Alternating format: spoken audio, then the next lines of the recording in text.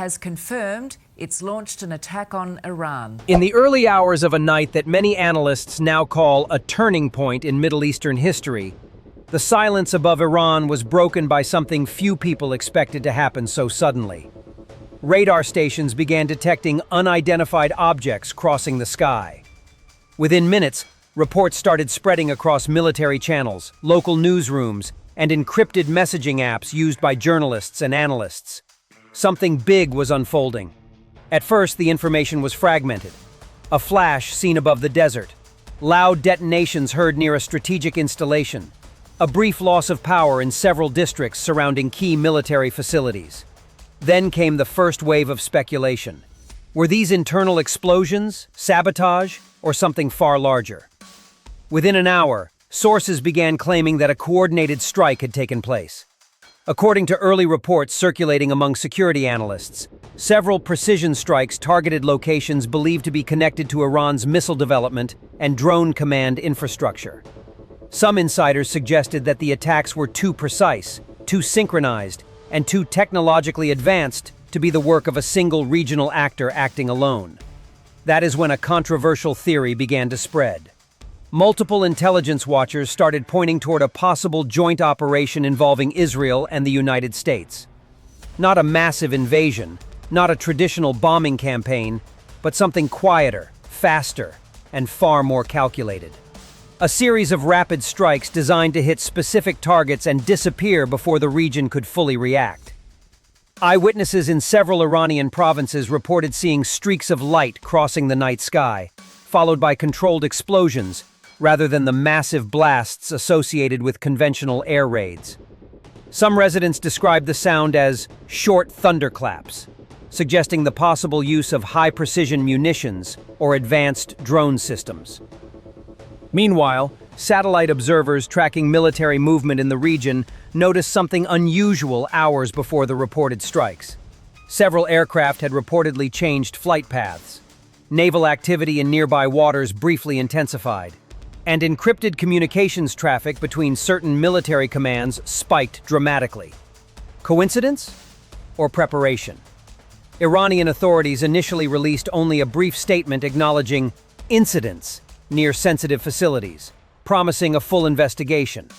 But behind the scenes, according to unnamed regional sources, air defenses were placed on heightened alert, and military units were rapidly repositioned around several strategic sites. The silence from Washington and Tel Aviv only fueled the speculation.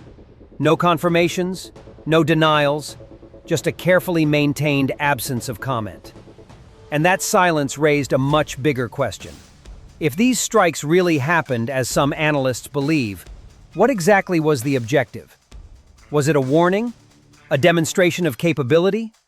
Or the opening move in a far more dangerous confrontation that could reshape the balance of power across the Middle East? Tonight, we will examine the timeline of the reported attacks, the targets that may have been hit, the technology that could have been used, and the signals that may have appeared long before the first explosion was heard. Because sometimes, the most important part of a conflict is not the blast that people hear, but the quiet preparation that nobody notices until it is already too late. In the early hours of the night, the first reports began to appear in fragments, scattered across local news channels, military monitoring networks, and social media accounts that track unusual activity in conflict zones. At first, nothing seemed extraordinary. Residents in several regions of Iran reported hearing distant explosions, something that in recent years had occasionally happened during military drills or industrial accidents. But within minutes, the pattern of those sounds began to raise questions. The first widely discussed incident reportedly occurred near a military complex outside the city of Isfahan, an area long associated with Iran's strategic defense infrastructure.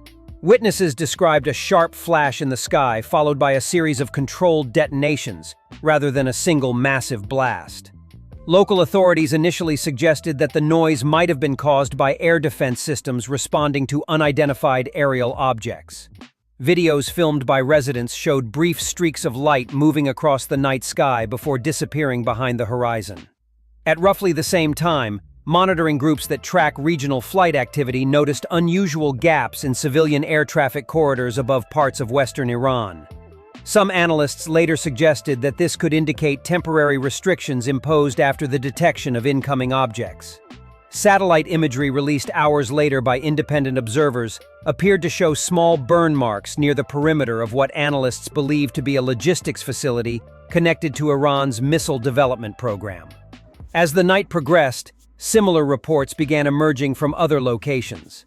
In the province of Kermanshah, several residents claimed that air defense sirens briefly sounded shortly before another explosion was heard outside the city. Local journalists attempting to reach the area reported that security forces had quickly sealed several nearby roads. Although Iranian officials initially described the situation as a limited security incident, speculation about a coordinated strike began spreading rapidly among military analysts.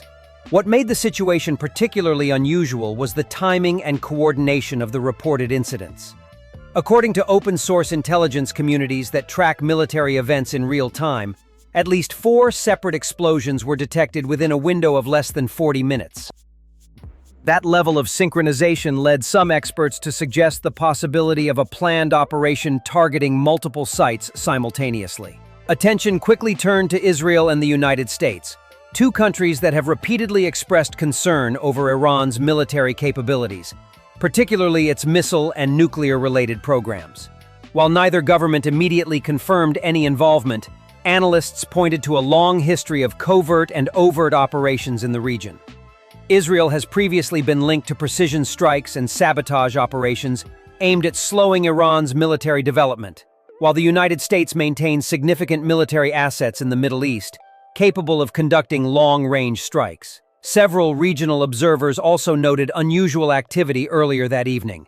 According to flight tracking enthusiasts who monitor military aviation patterns, at least 2 unidentified aircraft had reportedly been detected over international waters south of Iran before suddenly disappearing from civilian radar systems. While such occurrences are not unheard of, the timing led some analysts to believe that the aircraft might have been involved in reconnaissance operations preceding the strikes. Another detail that fueled speculation was a brief disruption in satellite communication signals reported by amateur radio operators in the Gulf region around the same time the explosions were first heard. Some experts suggested that temporary electronic interference might have been used to reduce the effectiveness of local radar systems. Although this claim has never been independently verified, it added to the growing narrative that the events of that night were part of a carefully planned and technologically sophisticated operation. By morning, Iranian authorities confirmed that several facilities had experienced what they described as limited external attacks, though they emphasized that damage was minimal and that most of the incoming threats had been intercepted by air defenses. State television broadcast images of military officials inspecting what appeared to be lightly damaged structures, insisting that the country's defensive systems had functioned effectively. Yet despite the official statements, many questions remained unanswered. How many objects actually entered Iranian airspace?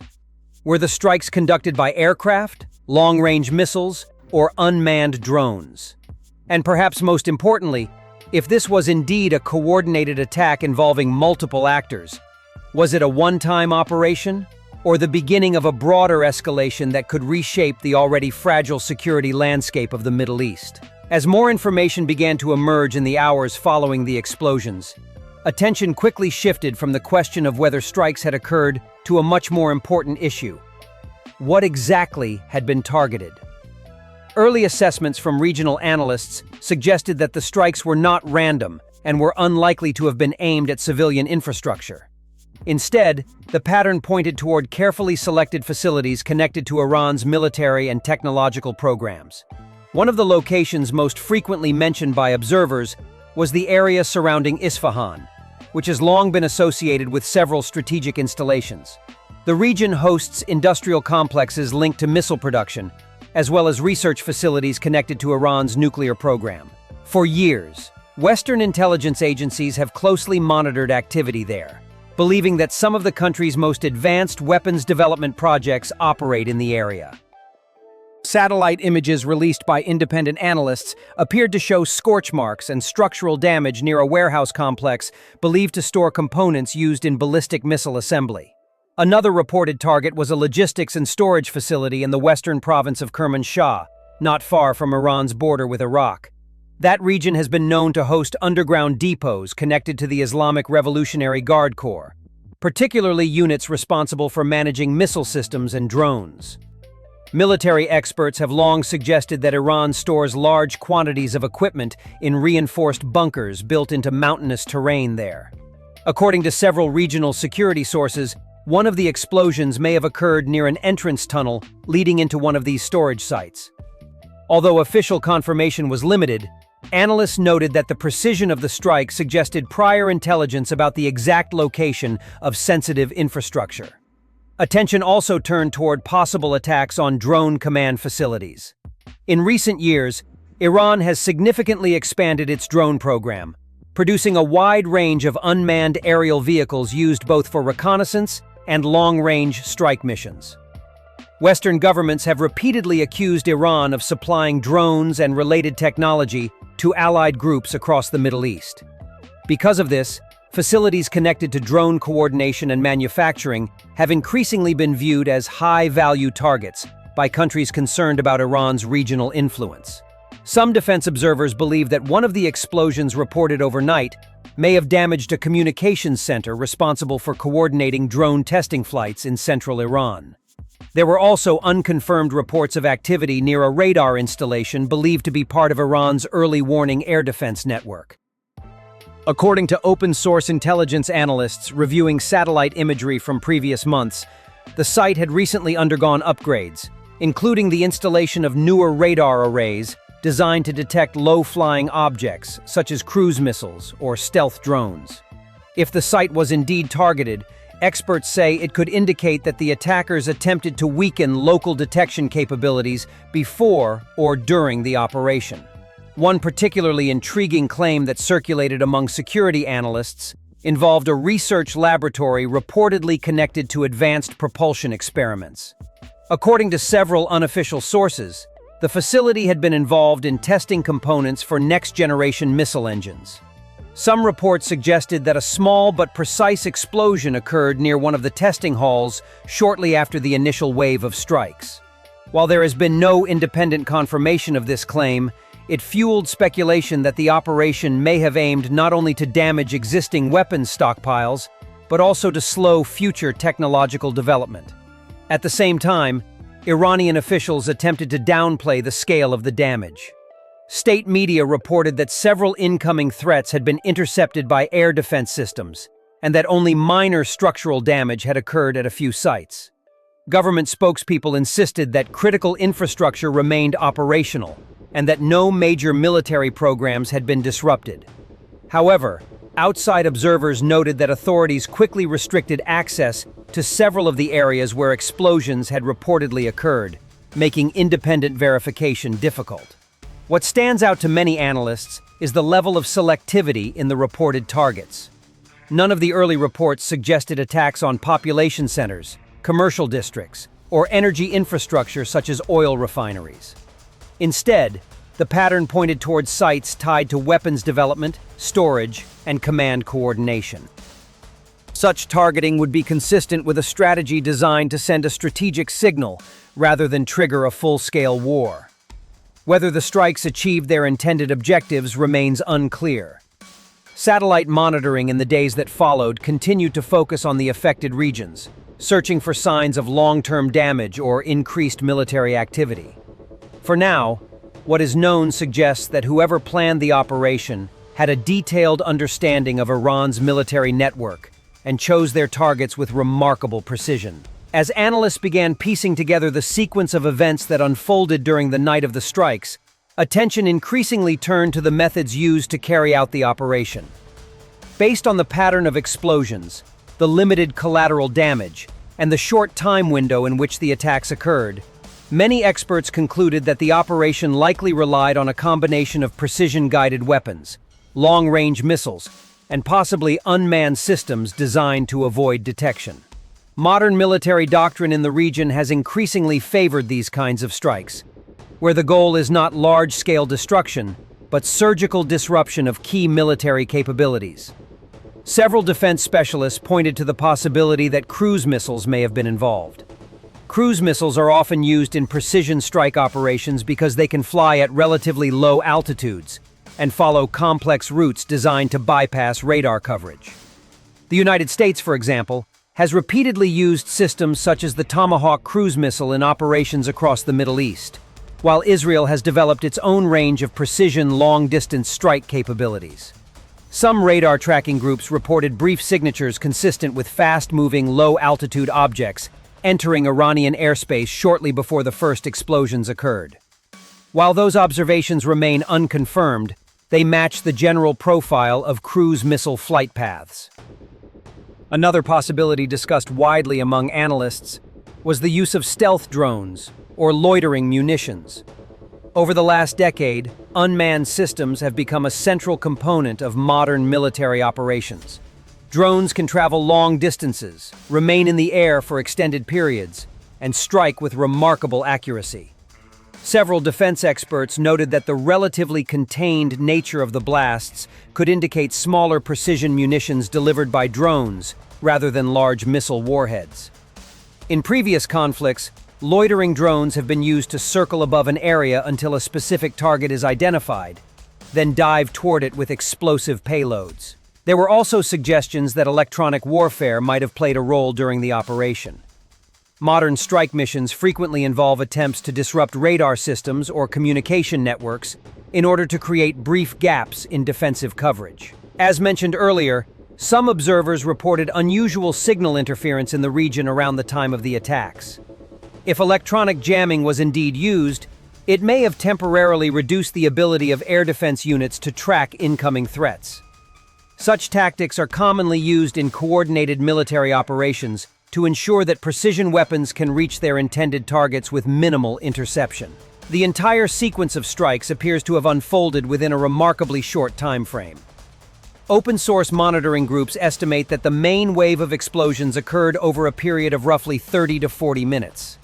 That speed is significant because it suggests a carefully synchronized operation designed to overwhelm local defenses before they could fully respond. By striking several locations almost simultaneously, the attackers would have reduced the chances of interception and limited the ability of command centers to coordinate an immediate defensive reaction. Despite the suddenness of the operation, Iranian military forces responded quickly once the scale of the incident became clear. Air defense units across several provinces reportedly moved to heightened alert levels within minutes of the first confirmed explosion. Iran has spent years investing heavily in its air defense network, which includes both domestically developed systems and modified versions of Russian-designed missile defenses. Batteries positioned around strategic areas are designed to detect and intercept aircraft, drones, and incoming missiles. According to Iranian state media, several unidentified aerial objects were successfully intercepted during the incident. Military officials later released footage they claimed showed air defense missiles launching into the night sky in response to incoming threats. While independent verification of these interceptions remains difficult, defense analysts note that even highly advanced air defense systems cannot guarantee complete protection against coordinated precision attacks. In many modern conflicts, the goal of attackers is simply to ensure that at least some weapons penetrate defensive layers. In the hours that followed, Iran's military leadership moved to reinforce security around sensitive locations across the country. Additional air defense systems were reportedly deployed near several major military installations, and fighter aircraft were placed on standby at nearby air bases. Iranian officials also warned that any confirmed foreign involvement in the attacks would lead to consequences, though they stopped short of immediately naming specific countries as responsible. The aftermath of the strikes revealed a mixture of limited physical damage and significant psychological impact. Satellite imagery released by independent analysts showed small impact sites, damaged structures, and signs of fire in several restricted areas. Compared to traditional bombing campaigns, the scale of destruction appeared relatively contained, reinforcing the idea that the operation was designed to disable specific assets rather than devastate entire facilities. Even so, the strikes triggered a wave of concern throughout the region. Military commanders in neighboring countries began reviewing their own defensive readiness, while international observers warned that the situation could escalate if retaliatory actions followed. Financial markets briefly reacted to the news, with energy analysts closely watching whether tensions in the region might affect oil production or shipping routes through the Persian Gulf. Within Iran, the government moved quickly to control the narrative. Officials emphasized that the country's defense systems had prevented major damage and that critical infrastructure remained intact. State television broadcast images of military engineers inspecting affected areas and repairing minor structural damage. At the same time, authorities restricted access to several locations believed to have been targeted, which made independent assessments difficult. What remains clear from the available evidence is that the strikes were executed with considerable precision and planning. The technology used, the coordination of the attacks, and the selection of targets all suggest an operation carefully designed to achieve strategic objectives without triggering an immediate large-scale military confrontation. Yet even limited strikes can have far-reaching consequences. In a region where tensions have been building for years, a single night of carefully timed explosions may become another chapter in a much larger and more complicated geopolitical struggle that continues to unfold. In the hours after the strikes, Iran's leadership faced a difficult balance between demonstrating strength and avoiding a rapid escalation that could trigger a broader regional conflict. Senior military officials convened emergency meetings with commanders from the Islamic Revolutionary Guard Corps and the regular armed forces to assess the situation and determine possible responses. While the government publicly emphasized that the damage had been limited, internal discussions reportedly focused on how to respond in a way that would restore deterrence without pushing the situation toward open war. One of the first visible steps taken by Iranian authorities was the rapid reinforcement of defensive systems across several strategic regions. Air defense units were repositioned around key military installations, while radar stations were ordered to operate under maximum readiness protocols. According to regional observers, additional surface-to-air missile batteries were deployed near major air bases and industrial zones within days of the incident. Iran has spent decades developing a layered defense network intended to counter aircraft, cruise missiles, and drones. And the events of that night appeared to trigger a renewed emphasis on strengthening those systems. At the same time, Iranian naval forces increased their activity in the Persian Gulf. Patrol vessels and fast attack craft were reportedly deployed in larger numbers along shipping routes that pass near Iranian territorial waters. Although such patrols are not unusual during periods of tension, maritime tracking groups noted a temporary surge in Iranian naval movements following the strikes. Some analysts suggested that this could serve as a signal to outside powers that Iran retained the ability to disrupt key energy corridors if the situation escalated further. Iran's missile forces also appeared to enter a heightened state of readiness. Satellite observers monitoring several known missile bases reported increased vehicle movement around launch facilities in the days after the attacks, led some analysts to speculate that Iran might be preparing for a potential retaliatory demonstration, such as a missile test or a limited strike aimed at signaling its capabilities without triggering a full confrontation. Public messaging from Iranian officials was equally important in shaping the response. Government spokespeople warned that any further attacks would receive a decisive answer, while emphasizing that Iran would choose the timing and nature of its response carefully. The country's leadership has historically relied on a strategy often described as strategic patience, responding to perceived provocations through indirect or delayed actions rather than immediate retaliation. This approach allows Iran to avoid being drawn into conflicts on unfavorable terms, while still maintaining a reputation for resistance. Some regional intelligence sources also suggested that Iran might rely on allied groups across the Middle East to apply pressure indirectly. Over the past 2 decades, Iran has developed relationships with several non-state actors operating in different parts of the region.